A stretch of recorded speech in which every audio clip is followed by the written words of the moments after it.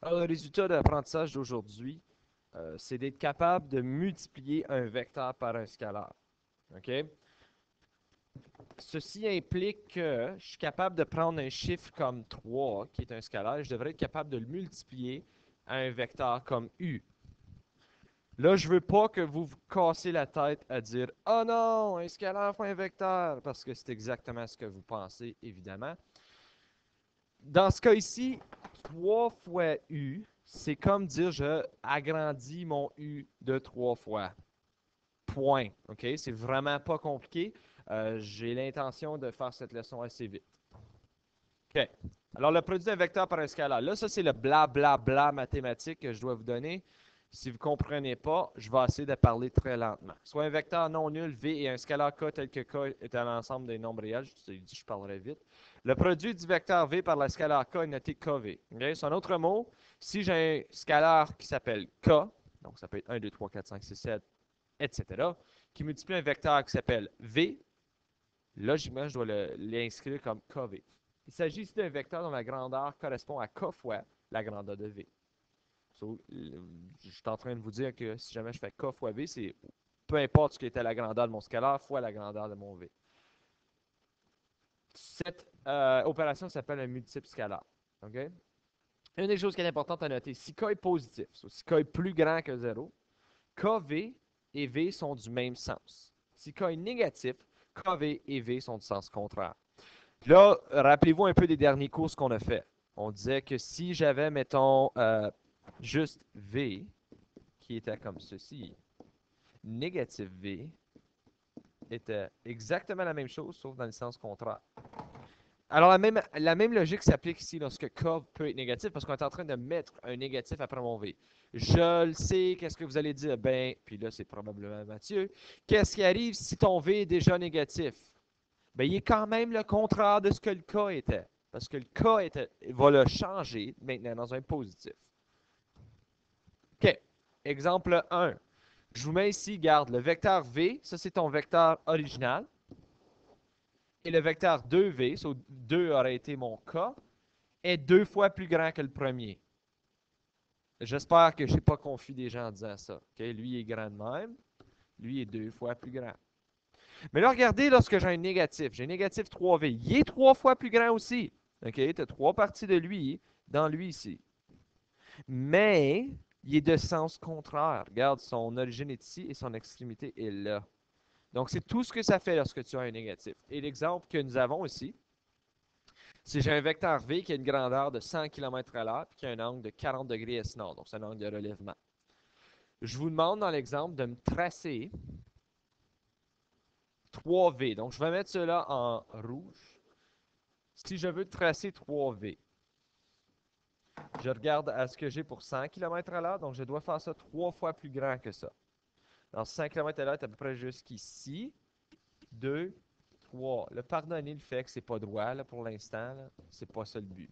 40 degrés, je vais mettre ici 300 km/h parce qu'il est 3 fois plus grand que son vecteur original et c'est 3V que je vais écrire au bout. Pour 0,5V, je dois faire 100 km/h fois 0,5 qui va être égal à 50 km/h. L'angle ne change pas, hein? Remarquez ça.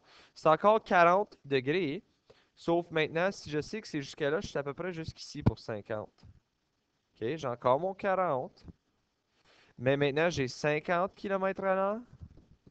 Et ça s'appelle 0,5V. Là, j'ai pas assez d'espace. J'espère que vous comprenez. Et pour le dernier, j'ai négatif 2V. Ben, ignorons le négatif pour 2 secondes, parce que la grandeur devrait être la même, n'est-ce pas? Donc, c'est encore 100 km/h fois 2, qui est égal à 200 km/h. Mais est négative. Ça va être dans l'autre sens. Alors, si j'ai 100 jusqu'ici, j'ai 200 jusqu'à là, voilà, j'ai encore une fois, par contre, 40 degrés. OK? Donc, il est important de noter que le 40 degrés ne change pas. Il est ici. Et par rapport à l'axe du sud. OK? Donc, j'étais de est du nord à ouest du sud. Alors, j'ai 40 degrés, j'ai 200 km/h. Et ceci est négatif 2v.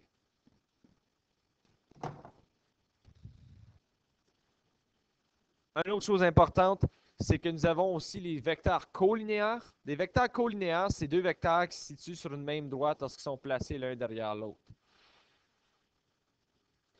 Ils sont parallèles.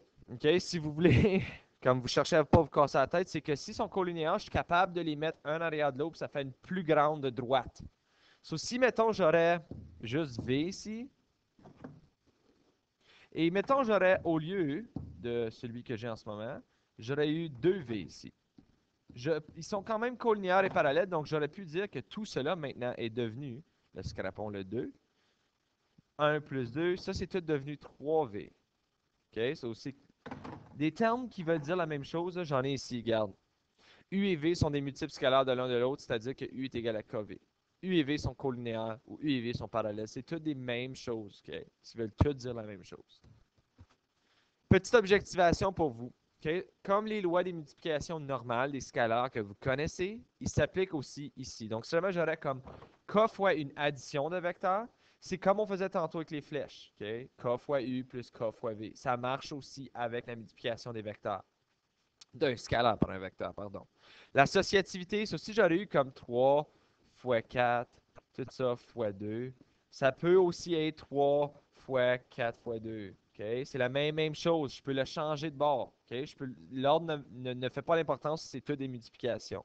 Et aussi, si vous avez deux, vous pouvez aussi avoir une combinaison linéaire de vecteurs, ce qui veut dire que vous pouvez avoir deux différentes valeurs, deux différents scalaires. Ici, j'ai S et T qui sont associés à des différents vecteurs. Donc, l'équation, je vous donne comme exemple, c'est 2U moins 7V. Okay? C'est une combinaison linéaire. Il y a deux différents scalaires qui multiplient deux différents vecteurs. Donc, ici, mon S serait 2 et mon T serait 7. Voici la pratique autonome pour la journée. Je souhaite que tout aille bien. Si vous avez des questions, vous pouvez toujours m'envoyer un courriel. On va également corriger les problèmes que vous avez avec vos devoirs. Je souhaite que vous ne donnez pas de trouble à mon suppléant. Merci beaucoup. Bonne journée à tous.